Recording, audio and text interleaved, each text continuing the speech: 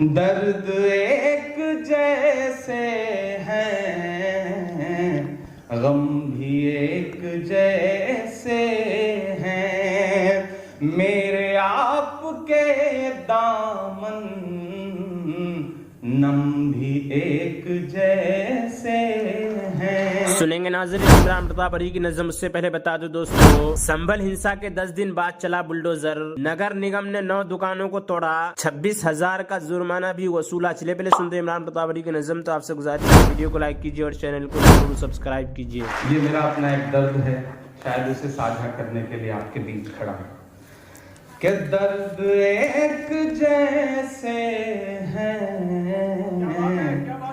غم بھی ایک جیسے ہیں، درد ایک جیسے ہیں، غم بھی ایک جیسے ہیں، میرے آپ کے دامن نم بھی ایک جیسے ہیں، میرے آپ کے دامن نم بھی ایک جیسے ہیں، آؤ ایک جٹ ہو کر یہ فضاں بدلتے ہیں، آؤ ایک جٹ ہو کر یہ فضاں بدلتے ہیں، حق کی اس لڑائی میں ہم بھی ایک جیسے ہیں، حق کی اس لڑائی میں ہم بھی ایک جیسے ہیں۔ ایک ایسا دور ہے جب ایک جھوٹ تب تک بولا جا رہا ہے جب تک اسے سچ نہیں مان لیا جا رہا ہے۔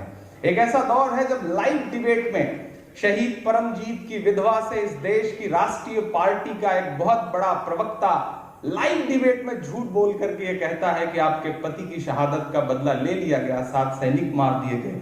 دوسرے دن میڈیا خبریں بھی چلا دیتا ہے اور دوسرے ہی دن میڈیا کھنڈن بھی کر دیتا ہے۔ ایسے دور سے گزر رہے ہیں ہم سارے لوگ۔ ایسے وقت میں ایک شخص کی کمی سنسد میں بہت کھلتی ہے۔ ایسا لگتا ہے کہ کاش سنسد میں کوئی ایک شخص ہوتا جو جواب دے سکتا۔ پورا وپکش چپی سادے ہوئے ہے، خاموشی اوڑھے ہوئے ہے۔ تو اس سماجک سمانتا کی جو لڑائی ہے وہ کہیں نہ کہیں سنسد میں جو کمزور ہوئی ہے اس کے لیے ایک شخص کی کمی کھلتی ہے۔ میں 4 پنکتیاں پڑھتا ہوں، اگر پنکتیاں سچی لگیں تو تھوڑی دیر جو گمبھیرتا آپ اوڑھ کے بیٹھے ہیں میں چاہوں گا کہ تھوڑا سا اسے توڑیں۔ تو میں چھما پڑن کو چاہیے چھوٹن کو اتپات، میں اتپات بچانے کی کوشش کرتا ہوں، تھوڑا آپ بھی میرے ساتھ شامل ہوں گے تو اس سطر کو اچھا بنایا جا سکے گا۔ میں پڑھتا ہوں صاحب کہ جانے کیا تھے شعلہ تھے چنگاری تھے، میں نام نہیں لوں گا، آپ میرا اشارہ سمجھ جائیں گے، پہنچ جائیں گے کہ جانے کیا تھے شعلہ تھے چنگاری تھے، دہشت بن کر ہر دشمن پر طاری تھے، دہشت بن کر ہر دشمن پر طاری تھے، سنسد والے پچھلے منظر یاد کرو، پڑھتا ہوں میں کہ سنسد والے پچھلے منظر یاد کرو، ایک اکیلے سب پر لالو بھاری تھے، ایک اکیلے سب پر لالو بھاری تھے، جانے کیا تھے شعلہ تھے چنگاری تھے، دہشت بن کر ہر دشمن پر طاری تھے، سنسد والے پچھلے منظر یاد کرو، ایک اکیلے سب پر لالو بھاری تھے، ایک اکیلے سب پر لالو بھاری تھے، کہ سرحد پر دہشت گردوں کا قبضہ ہے۔ شاید یہ ایک شاعر کی زبان نہیں ہے، ایک شاعر کی بھاشا نہیں ہے، لیکن کڑواہٹیں اتنی گھلی ہیں، حالت ایسی ہے ہم لوگوں کے سامنے کہ ہمیں بولنا پڑ رہا ہے۔ مجھ کو ظالم کا طرفدار نہیں لکھ سکتے، کم سے کم وہ مجھے لاچار نہیں لکھ سکتے۔ جہاں ہتھیلی پہ لیے بول رہا ہوں جو سچ، اس کو اس دیش کے اخبار نہیں لکھ سکتے، اس کو اس دیش کے اخبار نہیں لکھ سکتے۔ میں ہمت کرتا ہوں اور وہ سچ آپ کے سامنے رکھتا ہوں جو کہیں نہ کہیں چھپایا جا رہا ہے۔ پہلے اخباروں کے کام ہوتے تھے خبروں کو بتانا، آج کام ہو گیا ہے خبروں کو چھپانا۔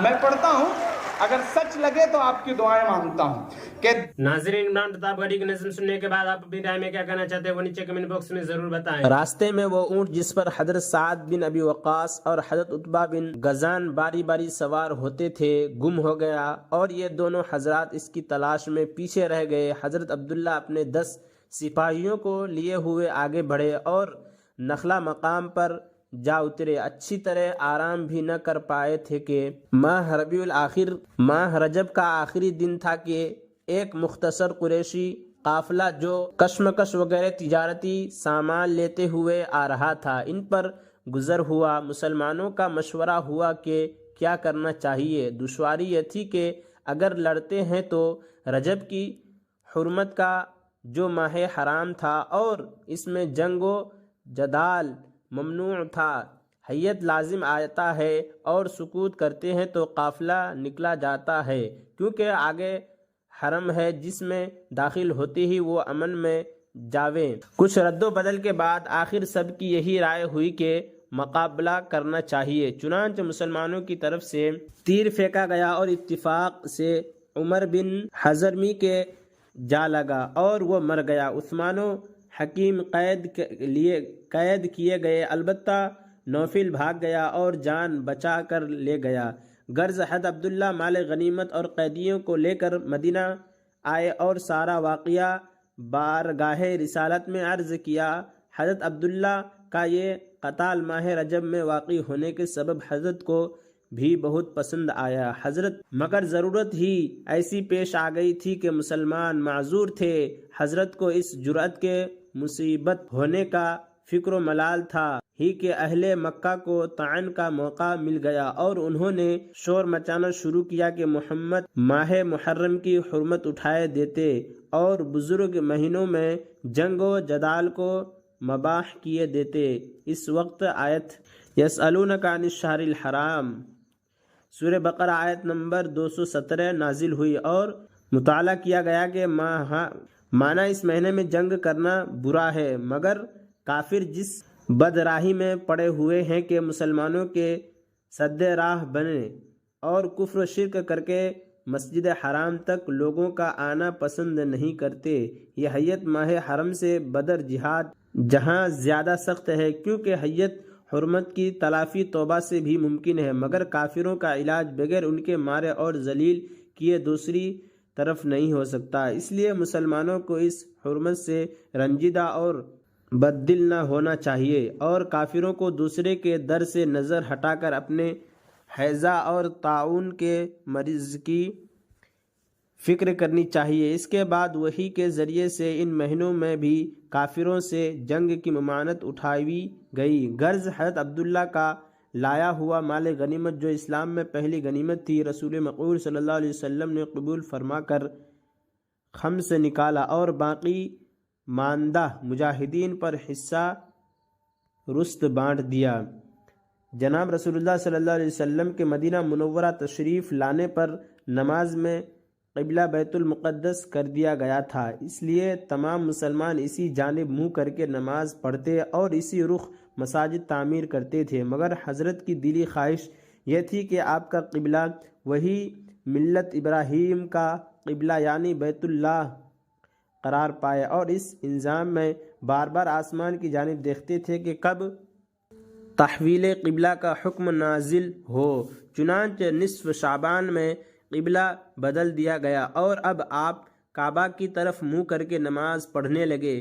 قبلہ کی تبدیلی بھی در حقیقت مسلمانوں کے لیے بڑی آزمائش تھی، کیونکہ یہود کا خصوصیت کے ساتھ یہ طعن بڑھ گیا تھا کہ محمد کو اپنے دین میں ابھی تذبذب ہے، کبھی کوئی قبلہ تجویز کرتے ہیں اور کبھی کوئی، مگر الحمدللہ مسلمان کے جن کو پیغمبر کے اتباع اور اطاعت نبی میں لذت آتی تھی ثابت قدم رہے اور عین نماز کی حالت میں جب ان کو اطلاع ملی کہ حضرت صلی اللہ علیہ وسلم پر تحویل قبلہ کی وحی نازل ہو چکی تو اسی وقت اپنے منہ کعبہ کی طرف پھیر لیے اور باقی رکعات اسی رخ پر پوری کی۔ اور عمران پرتاپ گڑھی سے جڑی خبروں اور نظموں کے لیے ہمارے اس چینل کو ضرور سبسکرائب کریں۔ ملتے ہیں کسی اور ویڈیو میں سے نئی نظم اور نئی خبروں کے ساتھ، تو جب تک کے لیے دیجیے مجھے اجازت اور رکھیے اپنا خیال۔ آپ دیکھ رہے تو سنہرے لفظ اور میں آپ کے ساتھ محمد ثاقب۔ السلام علیکم ورحمۃ اللہ وبرکاتہ۔